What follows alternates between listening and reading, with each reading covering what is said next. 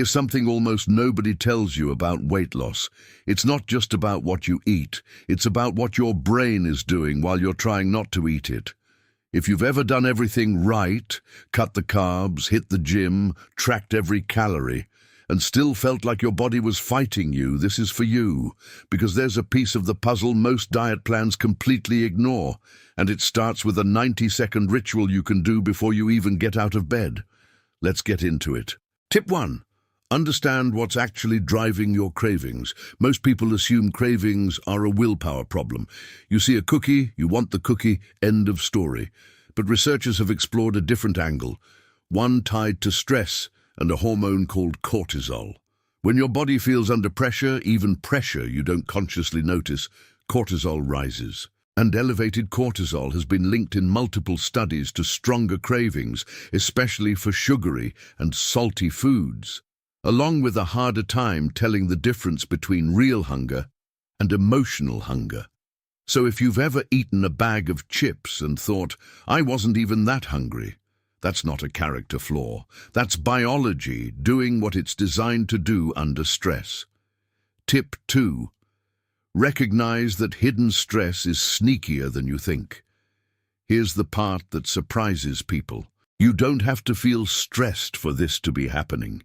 You can wake up, go through your day, feel totally fine on the surface, and still be carrying elevated stress hormones your body picked up from poor sleep, a stressful commute, or just the general noise of modern life.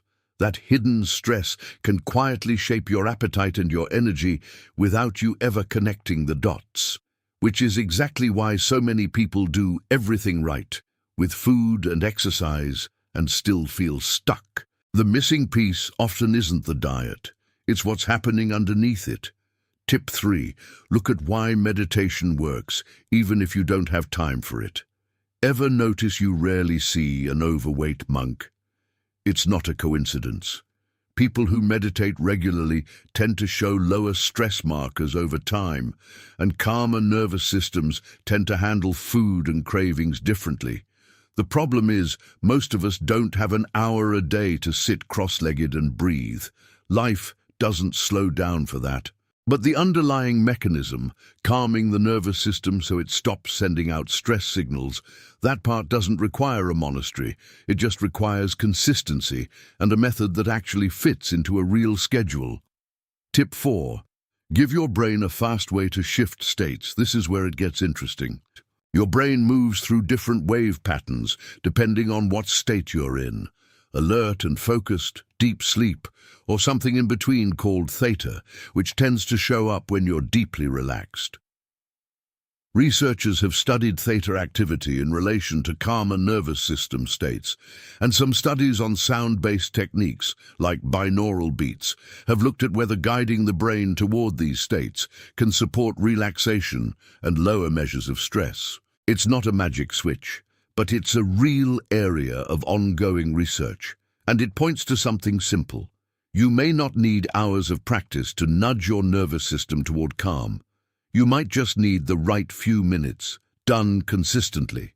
Tip 5. Make the ritual stupid simple, or you won't do it. This is the part people get wrong. They think the answer has to be complicated. A whole morning routine, a journal, an app with 15 steps. But the habits that actually stick are almost always the boring, simple ones you can do without thinking. 90 seconds, same time every day, that's it. Not because 90 seconds is some magic number, but because a ritual that short has almost zero excuse to skip. And when stress starts to ease, even a little, a lot of people find it easier to make the food choices they already wanted to make in the first place. Not because willpower suddenly appeared, because the static got quieter. So here's the real takeaway. Weight struggles aren't always about needing more discipline. Sometimes they're about a nervous system that's stuck in a low hum of stress you can't even feel, quietly working against every good decision you're trying to make. Calm that down, even slightly, and a lot of the fight seems to go out of it.